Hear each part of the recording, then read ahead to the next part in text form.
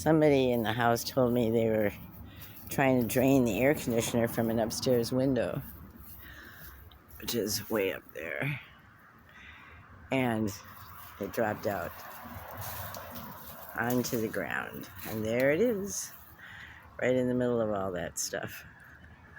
It's really close to a window. Wow, it could have caused a lot of damage.